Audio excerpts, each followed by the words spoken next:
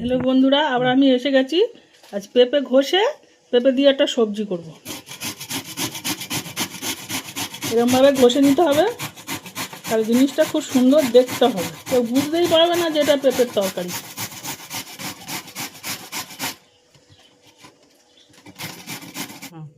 আচ্ছা, আমি আবার এসে গেছি, আমার ঘষা সব হয়ে গেছে। সুন্দর করে দেখো ঘষে নিয়েছি, আর এইটা দিয়ে ঘষেছি।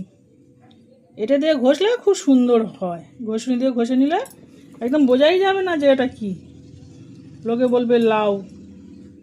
খুব সুন্দর করে ঘষে নিয়েছি। এবার আমি রান্না শুরু করব, রান্না করতে যাব। চলুন, বোতলটা জ্বেলে দিলাম, সরে যাও। দেখুন বন্ধুরা, এটার জন্য আমি কি কি নিয়েছি।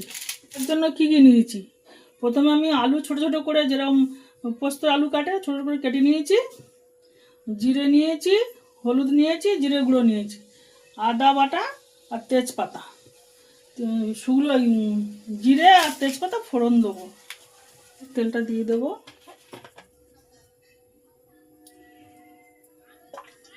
আমি প্রথমে দুটো কাঁচা লঙ্কা দিয়ে দিলাম, একটু জিরে ফোড়ন দিলাম, এটা তেজপাতা।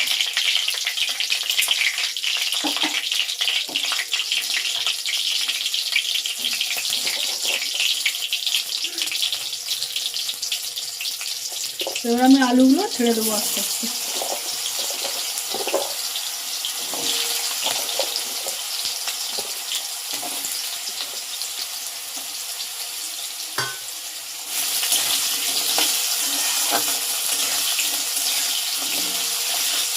এসছি, এবার আমি ওই আলু ভাজার মধ্যে মশলাগুলো দিয়ে দেবো। একটু আদা বাটা দিলাম, একটু জিরের গুঁড়ো আর হলুদের গুঁড়ো,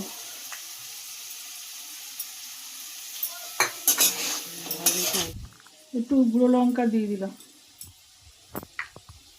তারপরে একটু নেড়ে দেবো।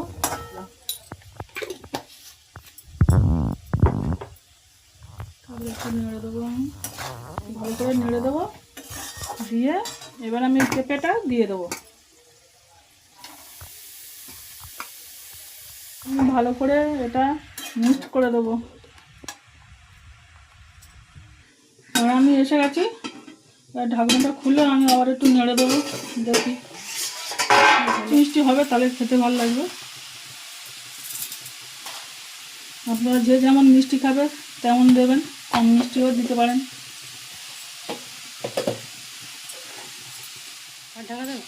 না, আর ঢাকা দেবো না। এবার আস্তে আস্তে একটু আঁচ কমে কমে হবে। ভালোভাবে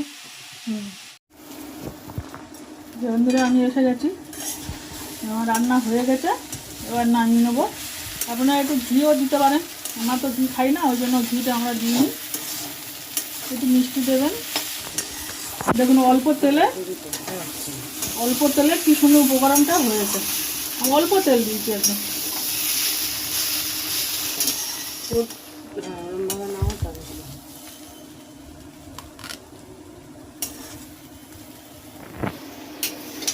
আমি আলু দিয়েছি, আপনারা আলু নাও দিতে পারেন। এবার বল। হ্যাঁ বন্ধুরা, আমার রান্না হয়ে গেছে। দেখো কি সুন্দর দেখতে লাগছে। এতে পেঁপে দিয়েছি, পেঁপে দিয়ে করেছি এটা। আপনারাও করতে পারেন। শেয়ার করবেন, লাইক কমেন্ট শেয়ার করবেন। রান্না করে খেয়ে দেখে আপনারা কমেন্ট করবেন।